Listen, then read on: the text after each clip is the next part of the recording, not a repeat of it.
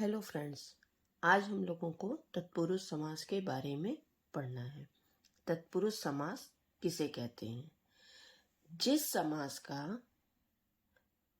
सामासिक शब्द का उत्तर पद प्रधान हो वह तत्पुरुष समास कहलाता है तथा पहले पद के साथ लगी विभक्ति का लोप होता है। जिस कारण की विभक्ति होती है उसी के नाम पर तत्पुरुष समास का नामकरण होता है। देखिए यहाँ पर आया है जिस सामासिक शब्द का। सामासिक शब्द क्या होते हैं?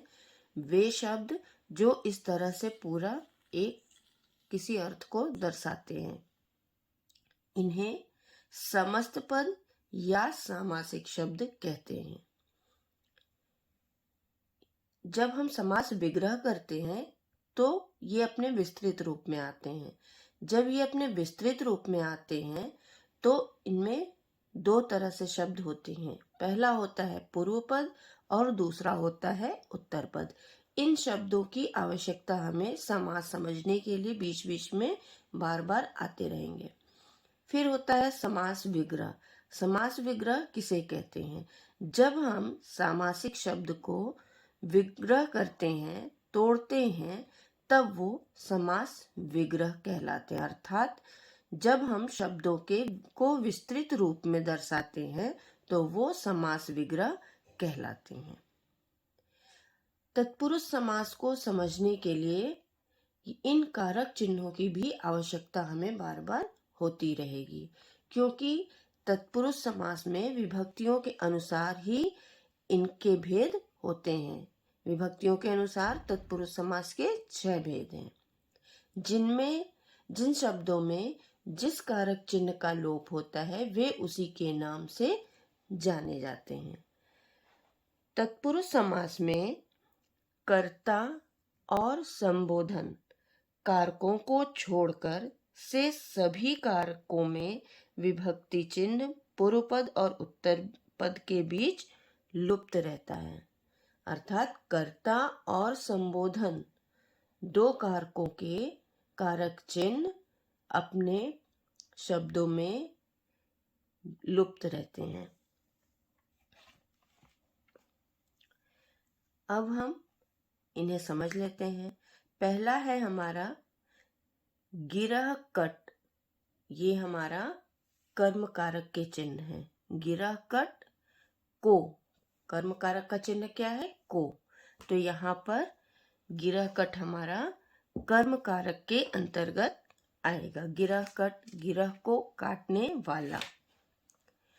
परलोक गमन, परलोक को गमन। जेब कतरा, जेब को काटने वाला।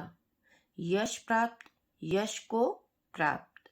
इसी प्रकार और भी शब्द होंगे जैसे शरणागत, स्वर्ग प्राप्त, ग्रामगत, गृहगत आदि।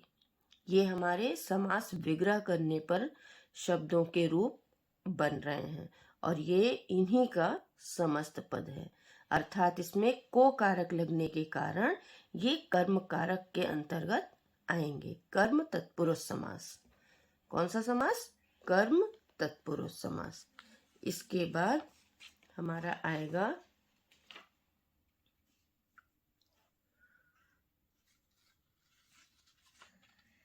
करण तत्पुरुष। इसके बाद होगा हमारा करण तत्पुरुष। समस्त पद सूर्यकृत, प्रेमातुर, तुलसीकृत, स्वर्ग प्राप्त। अब इनका जब हम विग्रह करेंगे तो सूर्यकृत को जब हम विस्तृत रूप देंगे तो होगा हमारा सूर द्वारा कृत, अर्थात सूरदास के द्वारा रचा हुआ। प्रेमातुर, प्रेम से आतुर। तुलसीकृत, तुलसी द्वारा कृत। स्वर्ग प्राप्त, स्वर्ग को प्राप्त। अब इसमें देखिए द्वारा, को, ये किसका चिन्ह है? ये करण कारक के चिन्ह है, से या के द्वारा। तो जहां पर इस तरह के चिन्ह होंगे वो हमारे करण कारक के अंतर्गत आएंगे। करण तत्पुरुष समास। अगला है संप्रदान तत्पुरुष। संप्रदान तत्पुरुष के चिन्ह क्या है? के लिए। तो यहाँ पर देखिए आराम कुर्सी, राह खर्च, हवन सामग्री, हथकड़ी। आराम कुर्सी का जब हम समास विग्रह करेंगे तो क्या बनेगा? आराम के लिए कुर्सी। राह खर्च शब्द का समास विग्रह करने पर क्या होगा? राह के लिए खर्च। हवन सामग्री, हवन के लिए सामग्री। हथकड़ी, हाथ के लिए कड़ी। अर्थात इसमें के लिए, के लिए, के लिए, के लिए शब्दों का बार बार आने की वजह से ये हमारे संप्रदान कारक के अंतर्गत आएंगे। अर्थात इन्हें हम संप्रदान तत्पुरुष समास कहेंगे। अगला है हमारा अपादान कारक। अपादान कारक में हमारा अपादान का चिन्ह क्या होता है? से, लेकिन अलग होने के लिए। जहां पर से शब्द आए लेकिन वो किसी एक दूसरे चीज से अलग हो रहा है तो वहां पर अपादान कारक होगा।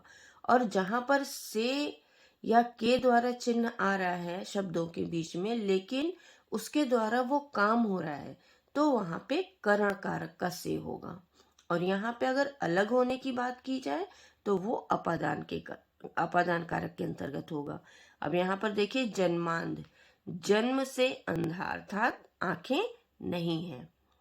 जीवन मुक्त, जीवन से मुक्त। धनहीन, धन से हीन। पथ भ्रष्ट, पथ से भ्रष्ट। अर्थात यहाँ पर अपादान तत्पुरुष समास होगा क्योंकि ये अपादान कारक के चिन्ह से युक्त शब्द हैं, इसलिए इन्हें हम अपादान तत्पुरुष समास कहेंगे। अब इसके बाद आता है हमारा संबंध कारक। संबंध कारक का चिन्ह होता है का, के, की, रा, रे, री या ना, ने, नी। इन शब्दों में देखिए अमचूर अर्थात आम का चूरा। गंगा तट, गंगा का तट। पवन पुत्र, पवन का पुत्र। लखपति, लाखों का पति। इसमें देखिए का चिन्ह का प्रयोग हुआ है तो संबंध कारक के अंतर्गत ये आएगा। अर्थात ये संबंध कारक के शब्द हैं और समास विग्रह करने पर यहाँ पे का चिन्ह आ रहा है। अर्थात इन्हें हम संबंध तत्पुरुष समास कहेंगे। फिर अगला है हमारा अधिकरण कारक।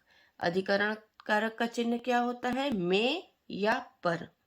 अधिकरण कारक का चिन्ह होता है में या पर। तो यहाँ पर देखिए वनवास, वन में वास। गृह प्रवेश, गृह में प्रवेश। दानवीर, दान में वीर। नगरवास, नगर में वास।